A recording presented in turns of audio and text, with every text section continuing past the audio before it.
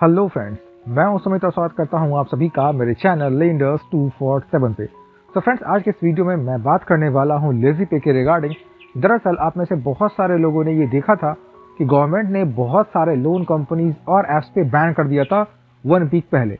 लेकिन अब लेजी पे और एम पॉकेट जैसे कुछ कंपनियां हैं या कुछ ऐप हैं जो कि अब रिवोक हो चुके हैं, उन लिस्ट से बाहर आ चुके हैं। मतलब ये कि अब ये ऐप जो है वो फिर से आपके लिए काम करना शुरू कर रहे हैं। तो इसके बारे में दोस्तों हम लोग डिटेल में बात करने वाले हैं इस वीडियो में, तो वीडियो के अंत तक हमारे साथ बने रहिएगा।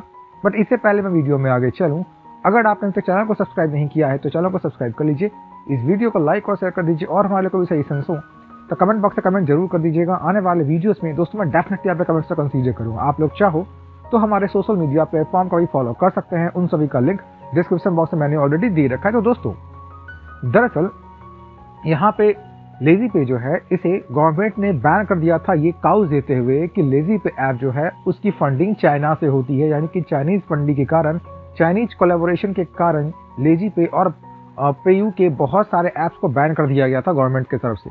लेकिन लेजी पे ने गवर्नमेंट को सारे ये प्रूफ दिए और उनसे ये बात की है और कहा है कि लेजी पे जो है वो ऐसे किसी भी टर्म एंड कंडीशंस को गवर्नमेंट के रिवोक नहीं करता, और लेजी पे के अकाउंट में या फिर लेजी पे का कोई भी कोलैबोरेशन जो है वो किसी भी चाइनीज कंपनी के साथ नहीं है, और ना ही लेजी पे के कस्टमर्स का कोई भी इंफॉर्मेशन इंडिया से बाहर है।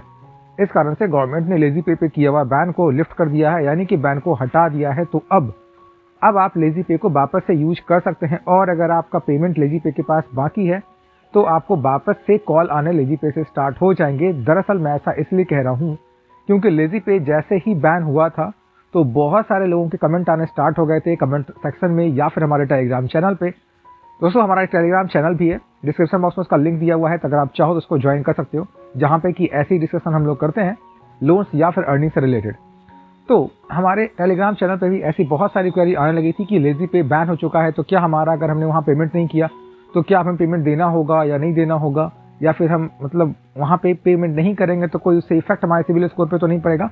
तो ऐसे बहुत सारे सवालों की एक लंबी लिस्ट थी हमारे टेलीग्राम चैनल पे, जहाँ पे हर तरह की क्वेरी जो है यहाँ पे लेजी पे के रिगार्डिंग पूछी गई थी, और हमने उसका जवाब देने की पूरी कोशिश की। इवन जितने भी वहाँ पे सब्सक्राइबर्स हैं, फॉलोअर्स हैं, उन सब ने ट्राई किया अपने एंड से एक अच्छी इन्फॉर्मेशन देने के लेजी पे के रिगार्डिंग। लेकिन दोस्तों, अब ऐसा नहीं है। अगर आपका वाकई में लेजी पे ड्यू है और आप चाह रहे थे कि लेजी पे बैन लिस्ट में है तो आपको पे नहीं करना पड़ेगा, तो आपके लिए ये यहाँ पे एक बैड न्यूज़ है कि लेजी पे बैन जो है अब लिफ्ट हो चुका है। मतलब ये कि अगर आपका ड्यू अमाउंट लेजी पे ड्यू है तो आपको वो पे करना होगा, और लेजी पे फिर से आपको कॉल्स ये मैसेज करने स्टार्ट कर देंगे। लेकिन अगर ड्यू है भी दोस्तों तो घबराने की जरूरत नहीं है।